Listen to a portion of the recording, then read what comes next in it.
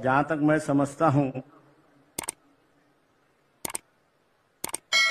कि हम लोग को लड़ना चाहिए,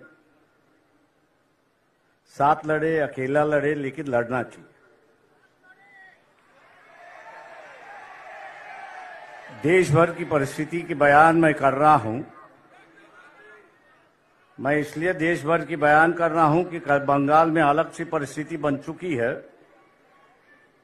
महाराष्ट्र में कोशिश की जा रही है कि हम सब जन इकट्ठा लड़े, लेकिन दो चीजें जो है वो सबसे बड़ी चीज है, मैं यहां पर मानता हूं।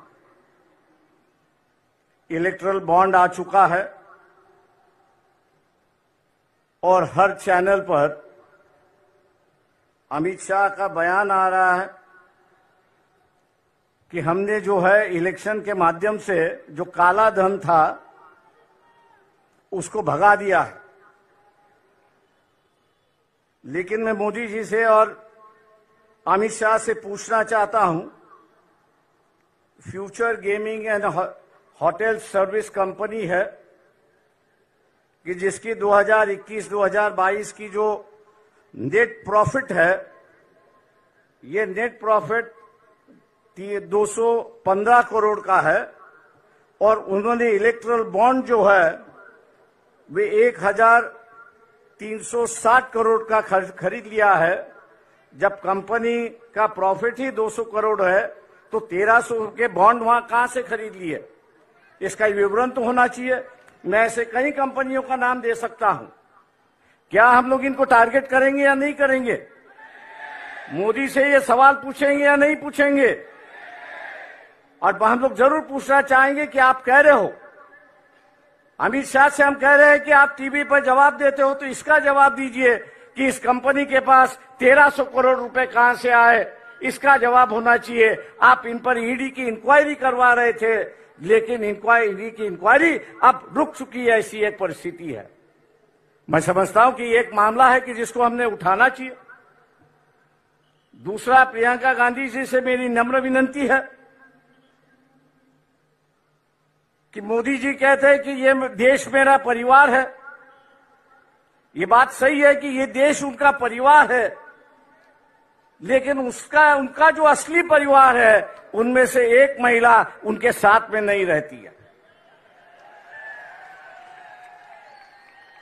हो सकता है कि अगले साल के इलेक्शन में जो हो रहा है,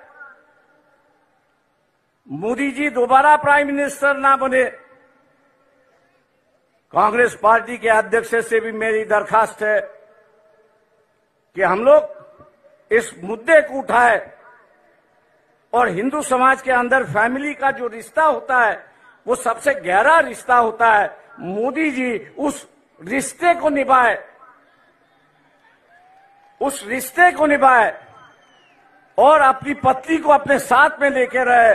2-4 दिन बाकी है, उसके लिए हम लोग को लड़ना चाहिए। मैं उम्मीद करता हूं कि खड़गे जी जब बात करेंगे इस पर जरूर अपनी टिप्पणी यहां पर करेंगे, क्योंकि वह हिंदू संस्कृति की बात करते हैं, हिंदू रिवाज की बात करते हैं और वही रिवाज और वही उसको मानने के लिए तैयार नहीं। पर्सनल मामला है, मैं जानता हूं, लेकिन कल्चरल की चर्चा जो है ये आरएसएस ने शुरुआत की, कल्चरल नेशनलिज्म की गई, कल्चरल हिंदुइज्म की गई। अब वो अगर अदा नहीं कर रहे हैं तो मैं समझता हूं कि हम लोग की जिम्मेदारी होती है कि उनको उनकी बात समझाए और उसको अदा करने के लिए वो अपना अधिकार के लिए वो लड़े और हम लोग उनको सिखाए। ऐसी एक परिस्थिति है। दोस्तों, 5 मिनट का वक्त होते आ रहा है। मैं और एक बात यहां पर कहूंगा, राहुल गांधी जी से मेरा दरखास्त है यहां पर, वो ये है कि ईवीएम जो है 2004 से मैं उससे लड़ रहा हूं। आज भी बंबई हाईकोर्ट में उसके लिए मैं लड़ रहा हूं। पिछले 6 महीने से जब ईवीएम इंक्वायरी की बात आई तो इलेक्शन कमीशन उसको टाल रहा है। उसकी जो मशीन आती है वो अमेरिका से आती है। लेकिन वहां के जो चिप उसमें दो है, स्टोरेज चिप जो है, वो यहां 20-20, 25-25 रुपए में मिलते हैं कि जिसको मैन्युपुलेट होता है। राहुल गांधी से मेरी दरखास्त है कि पार्लियामेंट भी किस पे विश्वास करे, पेपर ट्रेल पे विश्वास करे और ईवीएम पे विश्वास करे। तो पार्लियामेंट ने कानून से कहा है कि अगर डिफरेंस आया, ईवीएम के काउंटिंग में डिफरेंस आया और पेपर ट्रेल की काउंटिंग में डिफरेंस आया, तो मानना है कि पेपर ट्रेल का जो वोट है वही आपको मानना है, ईवीएम को बगल में रखना है। क्या हम लोग इस इलेक्शन के पहले,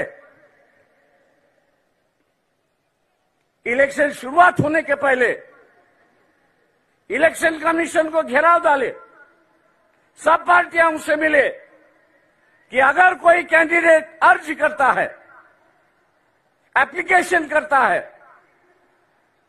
कि वेरीफाइड पेपर ट्रेल जो है वो काउंटिंग होना चाहिए, उसका एप्लीकेशन मंजूर होना चाहिए। क्या हम लोग इसके लिए लड़ने के लिए तैयार है? दिल्ली में हम लोग को यहां पे जाना होगा।